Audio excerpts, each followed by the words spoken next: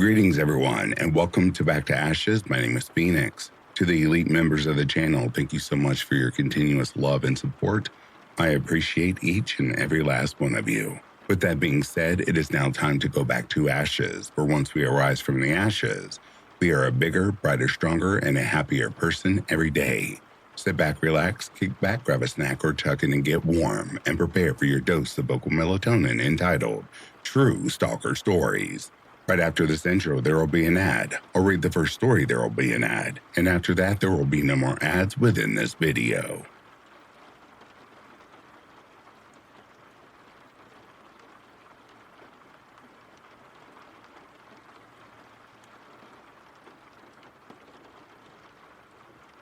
A few years ago, in the suffocating grip of the 2020 pandemic, something slithered into my life that still coils around my thoughts like a venomous vine. I can't name the city. It's one of those sprawling, anonymous metropolises in the United States where the streets pulse with too many faces, too many streets. And let's just say the shadows there are longer than they should be, especially when the world outside your window feels like it's unraveling. I was furloughed from my job, my stimulus check dwindling like the last drops of blood from a fresh wound. I just ended things with my boyfriend. Lockdown had peeled back his layers to reveal a festering obsession with Jordan Peterson's twisted philosophies. And before I blocked him for good, I caught glimpses of him spiraling into QAnon's abyss. His eyes had started to gleam with that unhinged certainty, the kind that makes you wonder if he's seeing you or some phantom enemy. I didn't stick around to find out. Money was tightening its noose around my neck. Each morning I dragged myself from the tangled sheets of my too small apartment, brew a pot of black coffee that tasted like bitter regret, and hunch over my laptop, scouring job sites for remote gigs that never materialized. The screen's glow would mock me, reflecting my hollowed cheeks and the dark circles under my eyes. When the rejections piled up like unseen corpses, I'd forced myself to one of the few gems still defying the shutdowns. Sweating it out on the machines was my pathetic rebellion, a way to claw back control over my body in a world that felt increasingly like a cage. The clang of weights, the labored breaths echoing off the sterile walls. It was almost soothing, a ritual to ward off the creeping dread. But that day, the air felt thicker, heavier, as if the pandemic's invisible fog had seeped into my routine and curled it. I'd barely settled into my crossword app, the letters blurring like omens I couldn't decipher, when a Facebook notification slithered across my screen. Exciting new job opportunity, flexible hours, daily earnings up to $1,000, perfect for someone with your unique spark.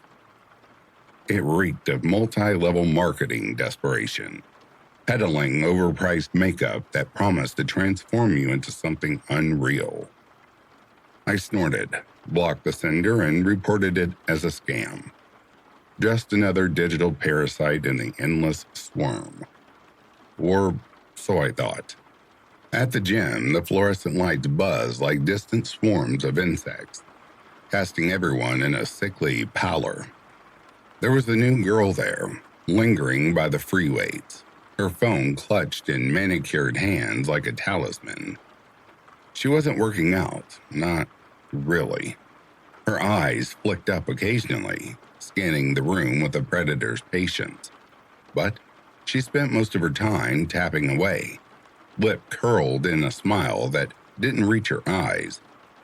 I tried to ignore her, focusing on my arm curls, the burn in my muscles a welcome distraction from the unease, goosebumping the hair at the back of my neck. Who was she texting? Why did her gaze seem to linger just a fraction too long in my direction? Paranoia, I told myself.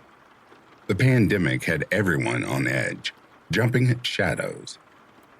After my workout, I showered quickly, the steam clouding the mirrors like breath on a cold grave.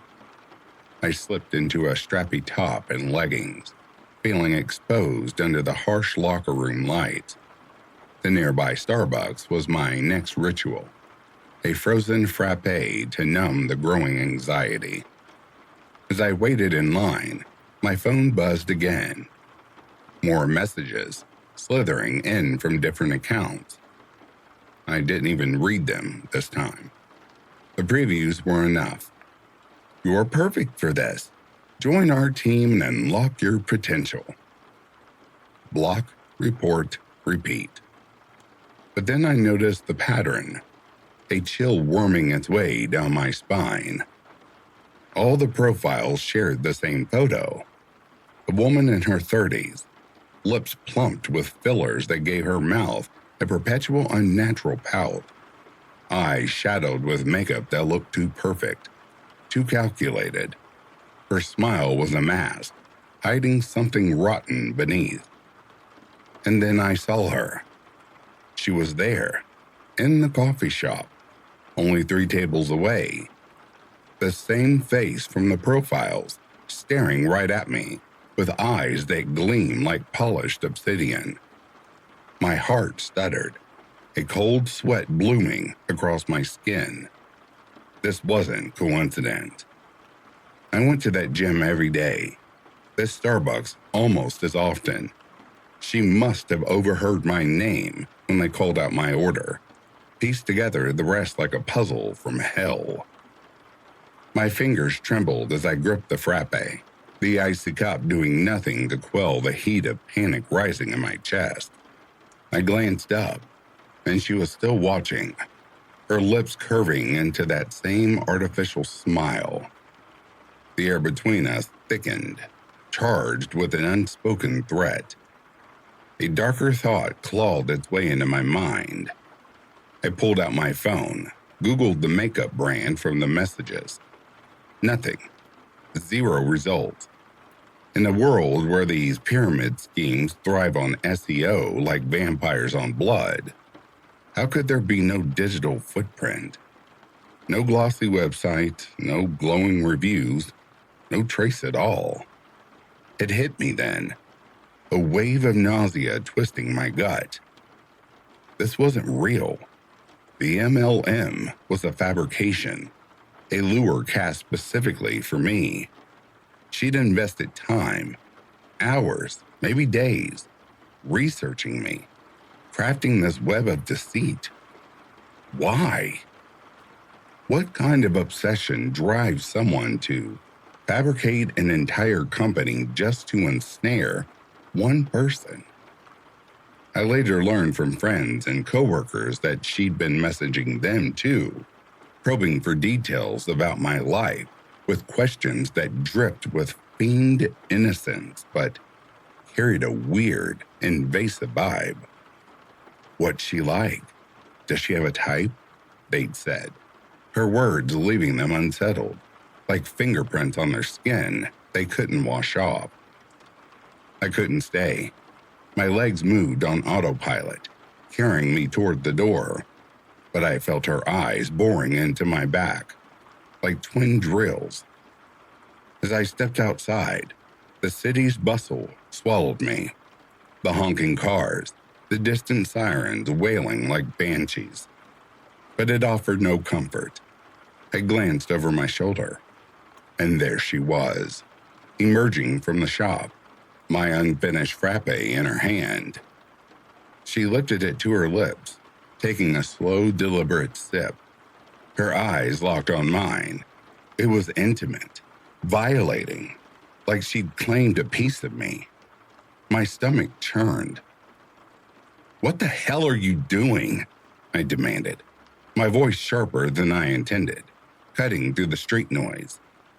She approached with a grace that was almost serpentine, her heels clicking against the pavement, like ticking clocks counting down to something inevitable. Up close, her makeup was flawless, but her eyes, they were voids, sucking in the light around us.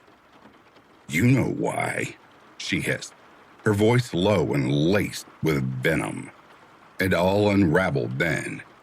She accused me of stealing her ex, a man I dated briefly, forgotten like a bad dream. He'd never mentioned her, never hinted at a relationship. He was useless, emotionally vacant, manipulative in ways that left scars. But I ended it cleanly, spotting his red flags before they could ensnare me fully. The next week, I'd seen him with another woman, and it hadn't even registered as jealousy, just relief at dodging a bullet. But to her, I was the thief, the siren who lured him away. "You ruined everything," she whispered, stepping closer, her breath hot against my face. I tried to reason, to tell her she was better off without him, that obsession like this would consume her. But her fixation had shifted. It wasn't about him anymore. It was about me. I could see it in the way her pupils dilated, the subtle twitch at the corner of her mouth, like I was a prize she intended to claim, no matter the cost. I backed away, heart pounding like a trapped animal's. The street felt narrower, the buildings looming like silent witnesses to my unraveling. She didn't care about subtlety. She followed, her steps mirroring mine, a shadow I could not shake. Panic surged and I bolted, weaving through pedestrians who blurred into faceless obstacles.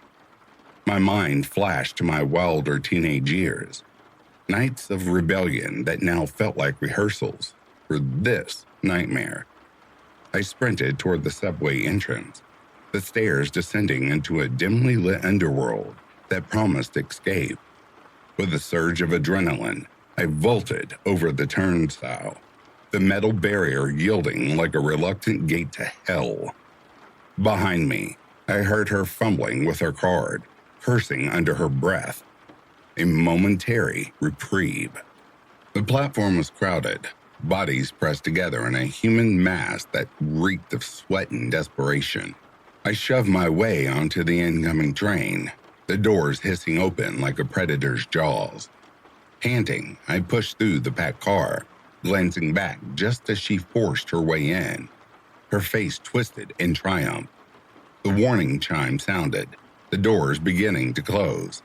In that split second, I waved mockingly, letting her think she'd won, then darted back onto the platform as the train lurched forward.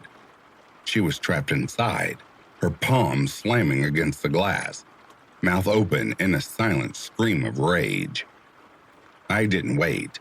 I ascended the steps, two at a time, emerging into the daylight that now felt tainted, and held a cab home. The driver eyed me curiously, but I sank into the seat, whispering my address like a prayer. That was the beginning of the end, or so I hoped. I deleted my social media accounts that night, scrubbing my digital existence like evidence from a crime scene. No more selfies, no traces of her to follow. My name vanished from the online ether. Even if you piece together who I am from this tale, you'd find nothing but ghosts. I filed for restraining orders, multiple ones, stacking them like barriers against the encroaching darkness. But paper is fragile, and obsession doesn't heed ink. My close friend urges me to move, to flee this city where every corner whispers her name. She says I resent the file I keep on my own Stalker. The photos, the messages, the logs of her sightings, like it's a chain binding me here. Maybe she's right. I write this now, not for catharsis, but as a warning, a breadcrumb in case she escalates. Unless she's gotten the help she so desperately needs. Therapy, meds, something to staunch the madness. She's out there, stalking someone else, preying on their routine, sipping from their abandoned drinks, weaving her webs in the shadows. And sometimes late at night, when the city hums with unseen threats, I wonder if her eyes are still on me, waiting for the perfect moment to strike again. The pandemic may have ended, But the real plague, the one that creeps into your soul, never truly leaves.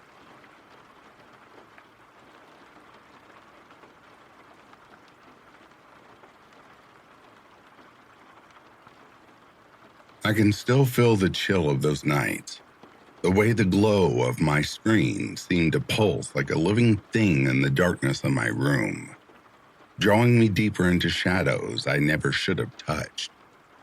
It started innocently enough, or at least that's what I tell myself now, whispering excuses into the void to drown out the guilt that claws at my insides. But deep down, I know the truth. I invited the darkness in. I laughed at others' misfortunes online, mocking the fools who stumbled into traps laid by digital predators, all while ignoring the creeping rot in my own past. 8 years ago, it happened to me, and the memory lingers like a foul breath on the back of my neck, reminding me that some doors, once opened, never fully close. My friend Allison tried to warn me. Her voice on the phone was edged with something sharper than concern.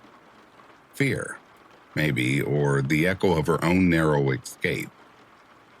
"Shan, stay away from this guy Jeff," she said, her words tumbling out in a rush. "He's in that Facebook group we both joined, the one for comic fans. He got weird with me fast, intense, like he was peeling back my skin with every message. Swords, horror movies, all that edgelord crap. And he mentioned you, said you seemed interesting. I think he's gunning for you next." I should have listened, but boredom is an insidious poison, isn't it? It seeps into your veins, makes you reckless, makes you crave the thrill of something, anything, to break the monotony. Against the screaming instincts in my gut, I let him message me. Jeff. Even his name now tastes like bile on my tongue.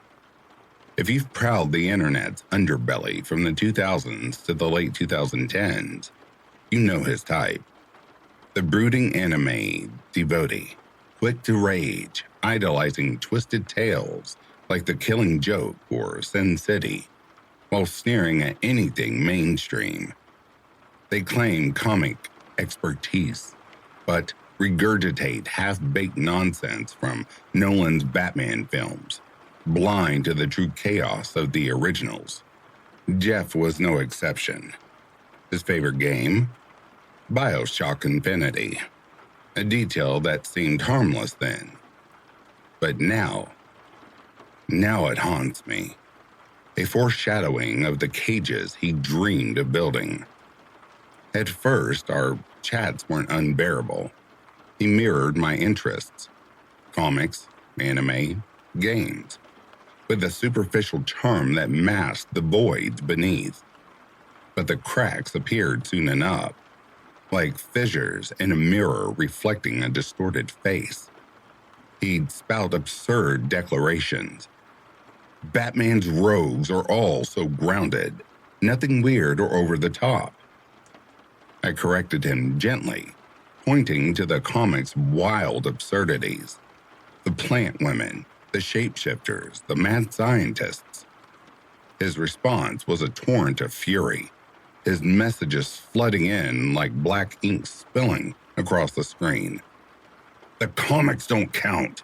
They're just filler," he raged, his words pounding against my resolve. It was then I felt the first twinge of unease, a cold finger tracing my spine in the dead of night. We'd only known each other online, thank whatever gods might be listening. But every login brought a deluge, walls of text professing our bond after mere days, essays on how I'd saved him from his loneliness, how grateful he was for a soul like mine. The friendship he hallucinated twisted into something darker, suggestions of romance slithering through despite my clear rejections. "Not looking for that," I'd type, my fingers hesitant, but he'd ignore it. hearing only the echoes of his own delusions. Then came the confessions that made my blood run cold. He bragged about dumping his last girlfriend, a girl of 16, while he, in his early 30s, played the righteous hero for refusing her advances. She was the bad one, he smirked, through text, as if the fault lay with a child. The air in my room grew thick, oppressive, as I imagined his smug grin in the shadows. That was the moment I knew. This wasn't just weird. It was predatory, a mask slipping to reveal the monster beneath. I tried to pull away, told him I was sick, needed space. 5 days later, his frantic pleas piled up like accusations. "Where are you? Something's wrong, I can feel it." When I snapped back, explaining, he crowed about our psychic connection, likening it to the bond with his dead grandmother. But I hadn't mentioned her death. Had he? The details blurred, but the unease sharpened. A whisper in my mind that he was watching, somehow knowing more than he should. When silence didn't work, the manipulations escalated. Chest pains, emergency room visits, vague hints of impending death, all narrated in real time, designed to drag me back. The first time, panic gripped me. I responded, heart racing, but it became a pattern, a sick game with no resolution, no proof, just his words, weaving a web of fiend agony. Then, the tales of dying relatives, a grandfather 1 week, grandmother the next, brother, father, stories that contradicted themselves, overlapping with lies about roommates or solitary living, inconsistencies that hinted at a fractured mind, one capable of anything. His Facebook posts were worse, tirades on how he was an untapped well of positivity, incapable of meanness due to some fabricated condition. Yet, venom dripped from his judgments, condemning women for their clothes, their desires, while hypocritically probing mine. He'd rant about lust being disgusting, then send poorly lit selfies, demanding praise. How do I look? Be honest. Tell me more. Pressing. Always pressing. Until the compliments felt like chains. After 6 weeks, 6 eternal weeks, I confronted him. This is too intense. We can be friends, but not like this. His rage erupted, a storm of curses and accusations. You led me on. Why say you're my friend if you're not? I blocked him, but the dread lingered. Then, on Steam, I'm sorry for what I'm about to do. Suicide? Harm to me? We were countries apart. He penniless, but the threat echoed in the quiet hours, a promise of unfinished business. Instead, he posted that BioShock quote, "If you have a beautiful songbird in a cage, it's your duty to let her fly free." Me as Elizabeth, him as her twisted guardian. The implication curdled my stomach. Cages, control, the illusion of freedom. I laughed it off then, but now, in the still of night, I wonder if he ever truly let go. My third friend befriended him later, despite my warnings. Last I heard, he was urging her to betray her husband, his obsession undimmed. But Jeff wasn't the last shadow to slither into my life. Years later, as a naive teen haunting forgotten forums, names I'll bury forever, lest the archives resurface and drag my past into the light, I met Baghead. He materialized on Twitter first, then infiltrated my circles like a virus, appearing in chats, forums, everywhere I turned. It felt orchestrated, as if he'd mapped my digital footprints in the dark. He wasted no time. Days in, he whispered of soulmates, not just his for me, but mine for him. A forced reciprocity that chilled me. Flattery turned explicit, detailing our compatibility in ways that invaded my thoughts. Uninvited. I'd been upfront. No romance, no intimacy. Trauma from childhood had wired me against it. A deep-seated revulsion I'd shared to set boundaries. He claimed understanding, citing a sister with similar scars. Lies. All lies. A week later, the confession. Love professed in graphic detail, accompanied by grotesque anime fan art of me. Distorted, violated in ink. Horror gripped me, but youth made me foolish. I explained gently. He erupted in self-loathing. Threats to smash his skull, carve his face. A frenzy of violence turned inward. I reassured him, terrified he'd act, unaware it was manipulation, a hook sinking deeper. Photos followed, shirtless, proud of his messy hair, demanding validation. I complimented once, politely. It unleashed a flood. Mirror selfies revealing more skin. Bathroom settings that felt too intimate, too probing. When I protested, another meltdown. Vows to cut out his heart, etch loser into flesh, sever limbs. Voice notes of sobs and screams implying my rejection as the blade. I placated him again, but he pushed further. My confidence is shattered, he whined. If a female friend told me my body was attractive, unclothed, it would help. The request hung like a noose. I refused, went offline. His social media exploded. Vague posts of toxicity, ruined friendships, aimed at me. A spectral accusation. Then the email, a video attachment. To cheer you up, it said. He admitted its contents bluntly, a solo performance made for me. Revulsion surged. I didn't watch, but the knowledge festered. He lectured. It'll fix you. Just try it. As if his filth could heal my scars, as if he held the key to my broken parts.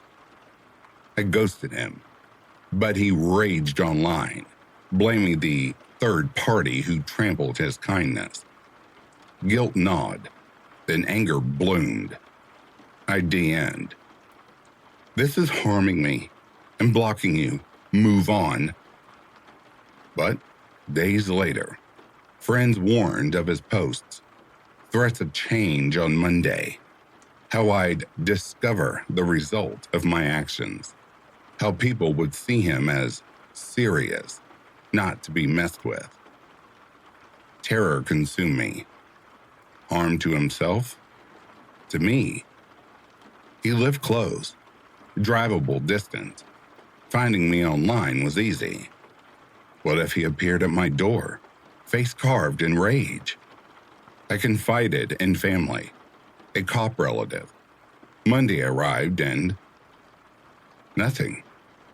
Just a haircut, buzz cut, transformation, a new him essay on withholding his heart and soul. I never looked back, but the shadows remain. Jeff and Baghead, echoes of the same abyss, reminders that the internet harbors things that watch, wait, and whisper. Sometimes in the quiet, I swear I hear typing in the walls, feel eyes on my screen. Have they truly gone? Or do they lurk, planning their return, their cages ready to snap shut. The guilt of my own online cruelty pales now. It's the fear that keeps me awake, wondering if the next message will drag me back into the dark.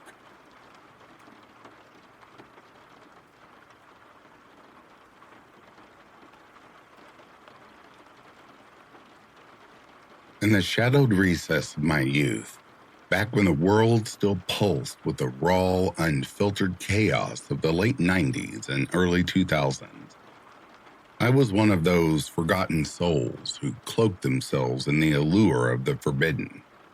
Like so many edgelord alternative kids from the 80s and 90s, I worshipped at the altar of Marilyn Manson. His music slithered into my veins from the very beginning, a venomous elixir that hooked me through the grotesque beauty of albums like Antichrist Superstar and Mechanical Animals, right up to the twisted grandeur of the golden age of grotesque. After Eat Me, Drink Me, the spell began to fade. But those earlier years, they were my dark sacrament, a time when I danced on the knife's edge between innocence and abyss. I wasn't like the others, or so I convinced myself in my delusional teenage haze. Outwardly, I was the epitome of saccharine sweetness, a girly girl draped in pink frills, chasing rainbows and prom dreams under the fluorescent glow of high school hallways. But beneath that facade lurked something rotten, a hunger for the macabre. I devoured edgy humor, reveled in the harshest, darkest music that could strip the soul bare. I thought this duality made me special, a glittering anomaly in a sea of despair. And so, when I stumbled upon the official Marilyn Manson forum, a digital crypt known as a BBS back then, like a band-specific subreddit, festering with threads and subsections, I crafted my online persona accordingly. A pink princess lost in a labyrinth of goths and monsters. It was meant to be submersive, a joke that twisted the knife just right. And oh, how the shadows embraced it. The goths and fiends loved me for it, drawn to the irony like moths to a flickering flame. I was their novelty, their twisted fairy tale. The forum was a lawless void, a place where sanity went to die. Official band sites don't host such things anymore. Too much legal poison seeping from the posts. But back then, it was a glorious free-for-all.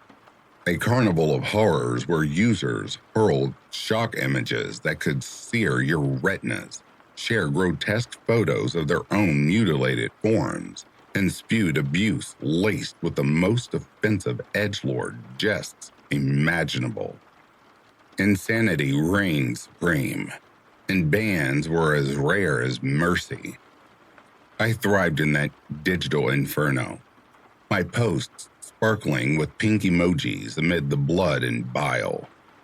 Almost immediately after registering, I was swept into the inner circle by the cool kids, twisted figures like Perfect, with his perpetual sneer and ink-black wardrobe, Skinny Puppy, all wiry limbs and hollow eyes, Stigma, who carried scars like badges of honor, and Katie, the sardonic lesbian with a tongue sharper than any blade.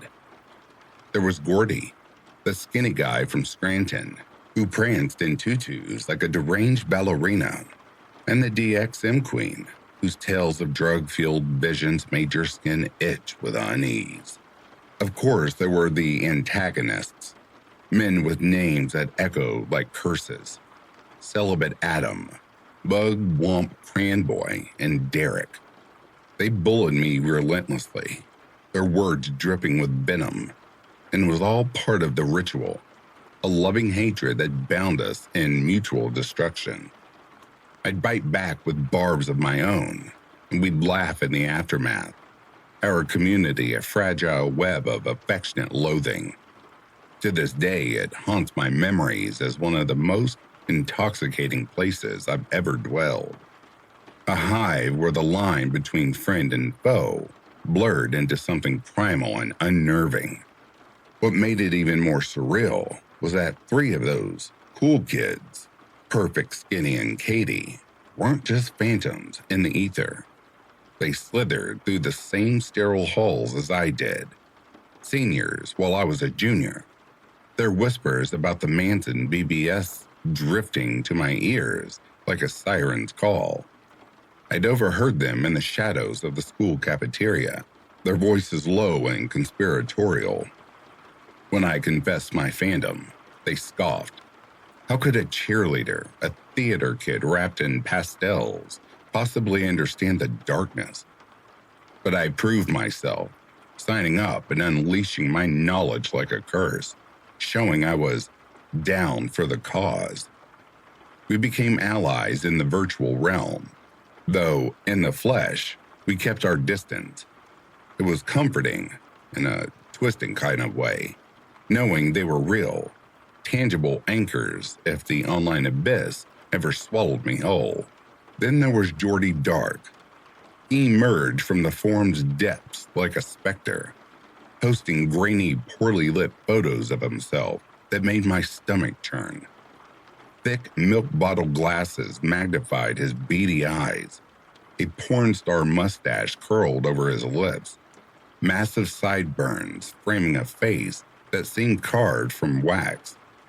His mullet hung lank and greasy, and his body, oh God, his body, was a skeletal abomination, pale as fresh bone, lanky and elongated like something stretched on a rack.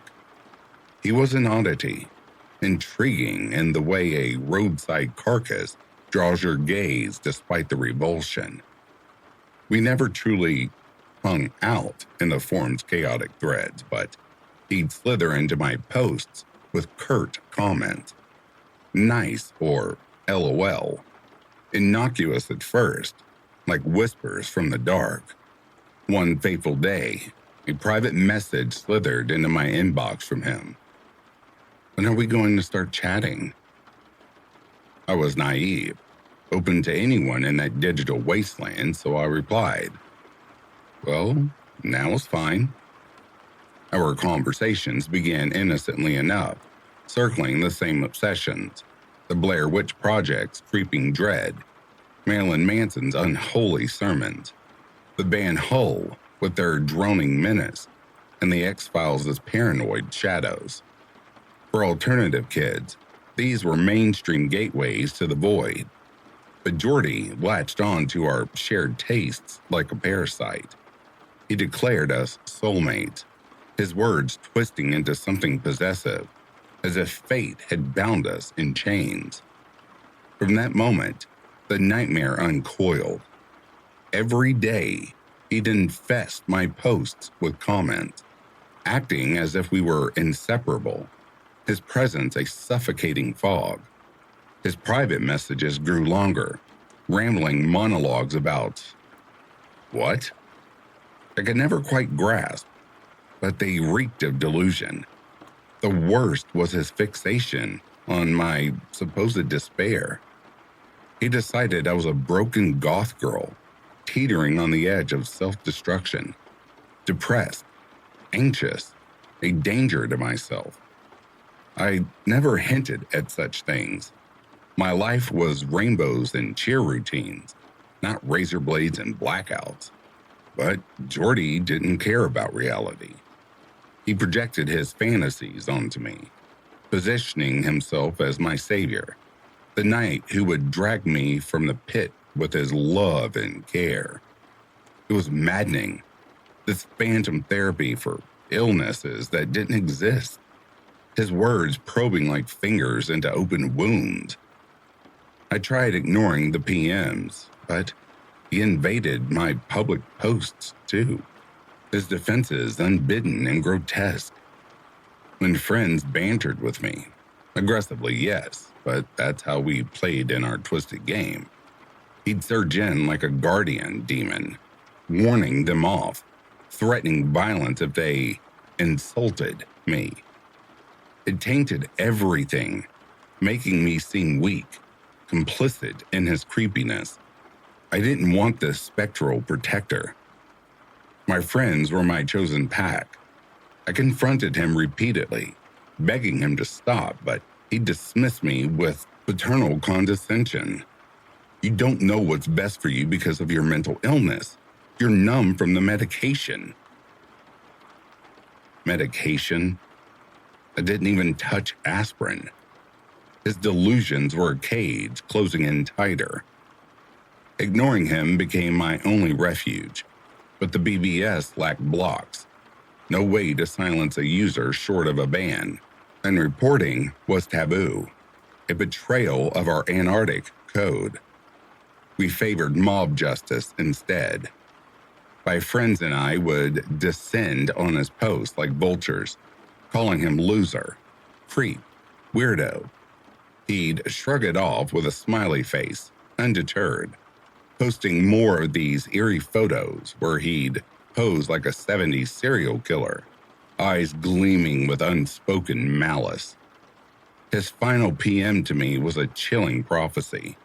He forgave me for my friend's cruelty, vowing it wouldn't derail our life together.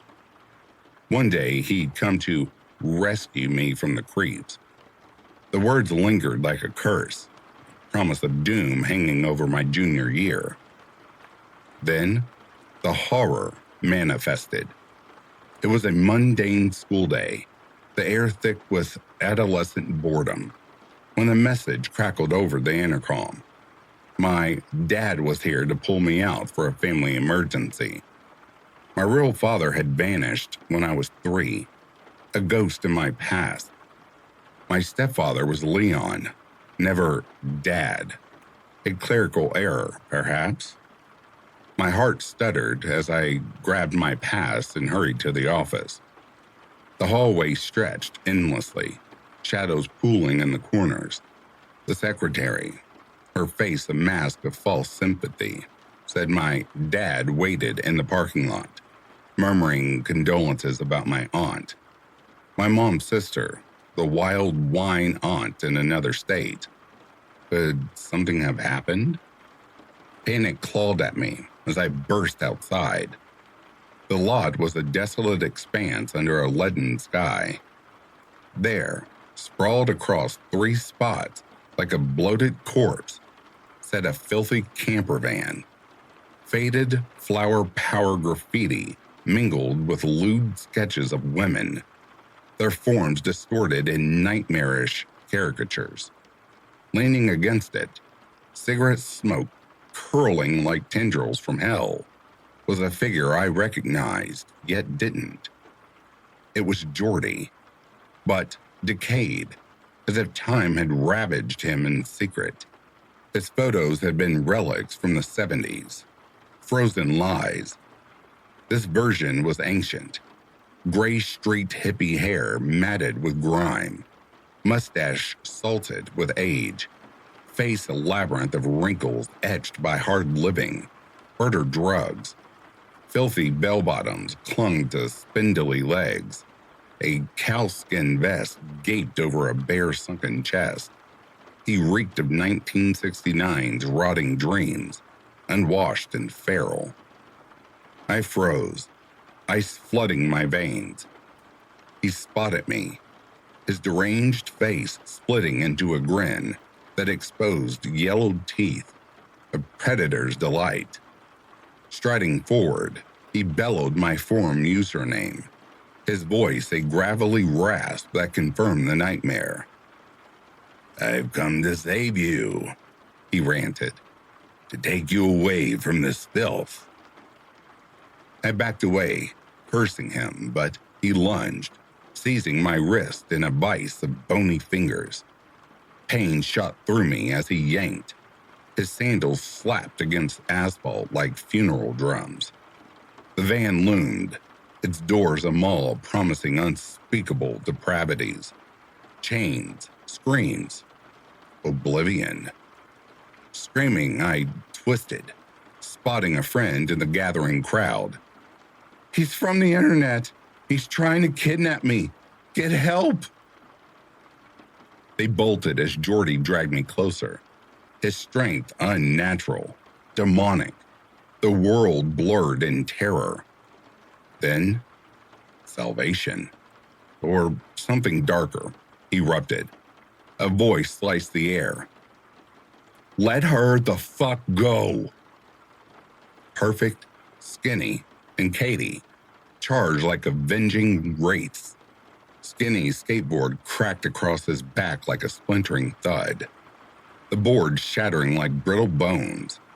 He howled, releasing me, fury twisting his features into a grotesque mask.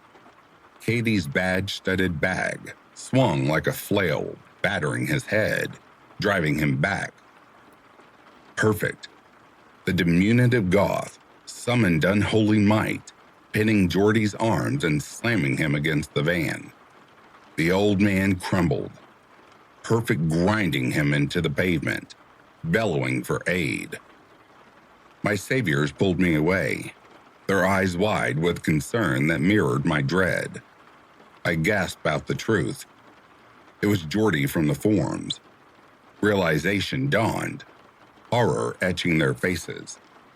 They hadn't recognized him at first, just saw an old fiend abducting me. But now, the pieces fit, a puzzle of madness. The cops arrived in a wail of sirens, hauling him away in cuffs. We were sent home, the day dissolving into a haze. Online, we rallied, reporting him to the admins who banished his account like an exorcism. Whispers urged us to share the tale, but caution prevailed. An ongoing investigation, our location exposed. To this day, the mystery festers. How did he unearth my town, my school?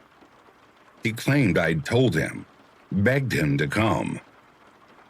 Lies. All lies. Charges loomed. Assault on my friends if I pursued. I had to let him slither free, a predator unbound. My mom and Leon raged, but the true terror lingers in the silence. Jordy faced no real punishment, no chains to bind his delusions. I pray it shattered his stupor, drove him from haunting teenage girls. But in the dead of night I wonder, is he out there watching from the shadows, waiting to rescue again? The forum's ghosts never truly die. They just fade, biding their time. So did Jordy. Let's not ever meet again.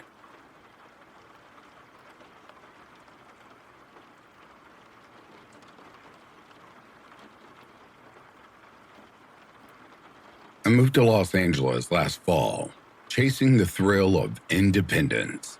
A new city, a taste of adulthood. COVID had shuttered the dorms, so I found a small apartment near campus, a short walk from the glittering chaos of downtown. The streets were alive with restaurants, boutiques, and coffee shops, their lights warding off the dark. But Los Angeles has a shadow side.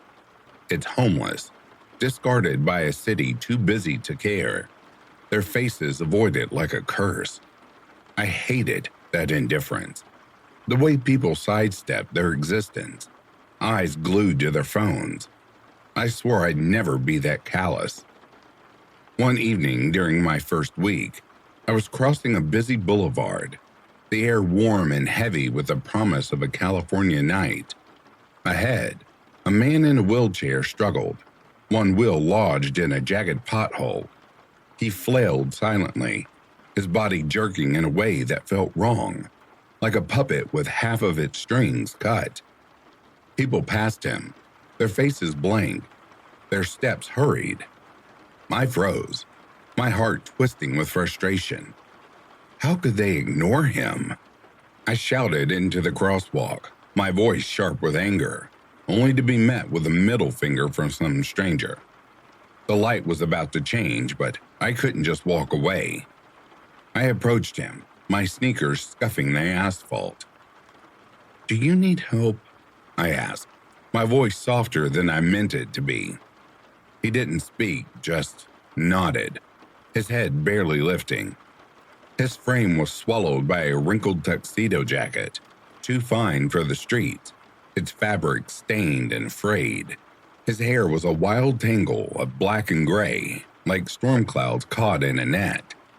I gripped the wheelchair's handles, freed the wheel, and pushed him across the street, my heart pounding as the crosswalk timer ticked down. When we reached the sidewalk, he turned abruptly, his face inches from mine. I stumbled back, my breath catching. His skin was a deep, leathery tan, etched with sun-worn creases that made him look ancient, like something carved from driftwood. His eyes were the worst, sunken pits, black and empty, not looking at me but through me, as if I were glass. "Get away," he growled, his voice a rasp that didn't sound human, like gravel grinding underfoot. I scoffed, more out of shock than bravery, and walked away, my skin covered in goosebumps from head to toe. In a city of millions, I told myself I'd never see him again. How naive I was. Weeks passed and I settled into my life. I had friends in LA. Tommy, a close buddy from summer camp, and Felix, another camp friend who was chasing music dreams instead of college. My apartment was just 8 buildings from Felix's, but our schedules clashed, so I grew closer to Tommy. We'd trade visits, him taking the 20-minute Uber to my place or me to his, often meeting up with Felix and his crew when our paths crossed. Life felt good, vibrant, until the man in the tuxedo jacket started creeping back into my world. It was an ordinary afternoon, the kind where the sun hangs low and paints the streets gold. I was walking to the grocery store, weaving through the downtown crowds, when I saw him. He was far ahead, moving with an uneven gait. Not a limp, but something stranger, like his body couldn't decide how to function. No wheelchair this time, just him in that same tattered tuxedo jacket, his frizzy hair unmistakable, those empty eyes locked onto me, and a chill sliced down my spine. Something in my gut screamed to stay away, but I told myself I was overreacting. He was just another lost soul, right? I quickened my pace, avoiding his gaze, and passed him without a word. But as I did, he stopped dead in his tracks, forcing me to pause for a split second. My heart lurched, and I forced a tight smile before hurrying on. After that, he was everywhere. Every few days I'd spot him in the commercial district, leaning against a lamppost, standing motionless in a crowd, always watching. His head would snap toward me, those hollow eyes tracking my every step. I learned to ignore it, to let the city's noise drown out the unease. But each encounter left a residue of dread, like oil on my skin. Then, for a while, he vanished, weeks without a sighting, and I let myself believe he was gone for good. I was wrong. One night, Tommy came over to my place. We planned to grab some alcohol and head to Felix's for a hangout. As we approached the liquor store, I saw him, the man in the tuxedo jacket, standing at an intersection just past the shop. My stomach twisted, but I brushed it off. I was with Tommy, and I'd learned to pretend he didn't exist. We checked out and turned left, away from where I had seen him, toward a quieter crosswalk. But there he was, waiting at the corner, his bony frame looming under the streetlight. My heart sank. How had he gotten there so fast? Tommy was chatting, oblivious but I could feel the man's gaze burning into me. When Tommy caught my expression and glanced at him, his face shifted, a flicker of unease crossing his features. The crosswalk sign changed and we hurried across, Tommy's voice faltering as he sensed my panic. "Are you good?" he asked once we cleared. I spilled everything.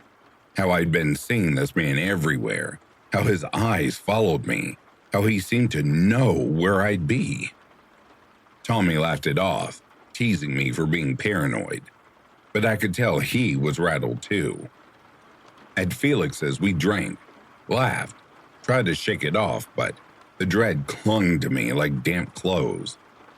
By 2 a.m., Tommy was heading home and Felix's friends were crashing. I faced the short walk back to my apartment, a route I'd taken countless times, but tonight it felt like a gauntlet. The streets were empty, the city silent as death. I hurried, my buzz making the shadows sharper, more sinister. At the second cross street, I saw a figure slumped on the curb ahead, under the sickly glow of a streetlight. My pulse quickened, but I told myself it was just a drunk student. Then I saw the white streaks in his hair, the tattered tuxedo jacket. My vision narrowed, the world shrinking to that single horrifying point. It was him. I froze, my legs heavy, my mind screaming to turn back. His head lifted, those empty eyes locking onto mine, and I swear something inhuman stared back. My breath hitched, and for the first time, I felt like prey. "I've been waiting for you," he rasped, his voice like a blade scraping bone. He stood, his bony frame unfolding with a jerky, unnatural grace. In his dirt-crusted hand, he held a syringe, its needle gleaming in the orange light. "You helped me once," he said, stepping closer, his lips curling into a grin that wasn't a smile. "It's only right I return the favor." My heart hammered, my thoughts a chaotic blur. My building was 200 feet away. Could I make it if I ran? But if he knew where I lived, I couldn't risk it. I glanced down the street, searching for an escape, when footsteps broke the silence. Two drunk guys stumbled toward the intersection, their laughter cutting through the tension. They noticed him, their eyes darting between us, their laughter dying. I seized the moment. "There you guys are," I shouted, waving them over. They caught on, yelling back, and we moved as a group, passing him as his gaze burned into mine. One of them asked if I was okay, and I blurted out the truth, knowing they'd forget by morning. We reached their building and they said goodbye, leaving me all alone again. It was nearly 3 a.m. and exhaustion clawed at me. I decided to sprint home from a different route, avoiding the intersection. When I reached my building, I couldn't help but glance back. He was gone. I fumbled with my key, slipped inside and locked the door, my heart still racing. In the elevator, I finally exhaled, but the relief was hollow. I didn't tell my parents. They'd have dragged me back home. For days, I stayed holed up in my apartment, jumping at every sound. Eventually, I forced myself to venture out for coffee, bracing for his face in every shadow. But he was gone. Weeks turned to months, and I started to believe he'd moved on, that I'd been a fleeting obsession. Winter break came and went. Back in LA, the city felt lighter, safer. Tommy and I hung out one last time before summer at his apartment, a haven far from my haunted neighborhood. I told him about that night, and for once, he believed me, his usual jokes replaced by a grim nod. That night, we decided to hit a 24-hour donut shop a few blocks away. The streets were quiet, the shop nearly empty except for 2 tired employees. We grabbed our donuts and stepped outside, laughing about something stupid, when Tommy's face froze. I turned, and my blood turned to ice. There he was, under the dim glow of the shop's sign. Same dirty flip-flops, same torn pants hiked up to his chest, same tattered tuxedo jacket. His eyes weren't empty this time. They burned with a fury that pinned me in place. I felt my legs weaken, my vision blurring. Tommy and I stood frozen, the air thick with something malevolent. I mouthed, "Run," and we bolted, our donuts forgotten. I glanced back as Tommy fumbled with his keycard at his building's door. The man was moving toward us, his uneven gait faster than it should have been, his silhouette jagged against the streetlights. The door clicked open, and we slammed it shut, sprinting up the stairs to Tommy's apartment. My hand shook, adrenaline flooding my veins. Tommy's eyes were wide, his usual bravado gone. "How the hell did he find you?" he whispered. I had no idea. How could he have tracked me 20 miles across a sprawling city?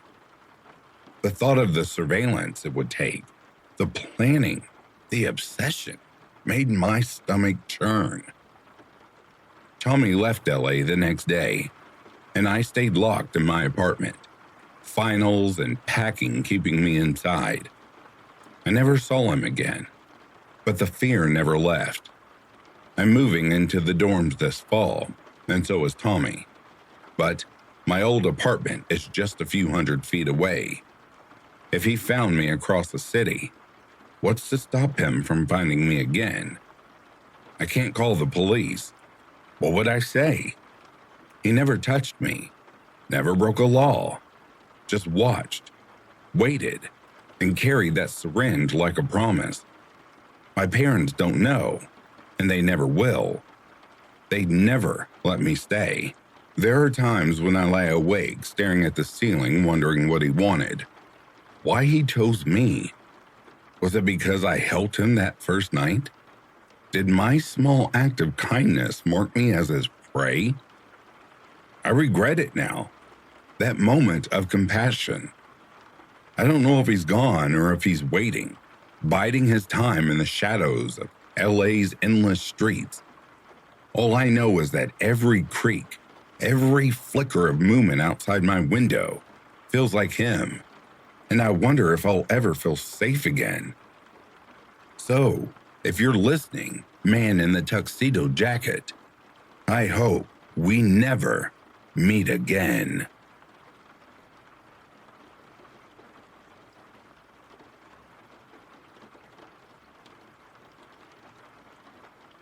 And that, dear listeners, brings a close to these true Stalker stories. I'd like to take a moment and acknowledge the rest of the members of Back to Ashes. Thank you all so much for your dedicated support. As I always like to say, without you, I wouldn't have a voice, this channel wouldn't exist, and I'd be sitting here talking to the void. So thank you very much. I appreciate each and every last one of you.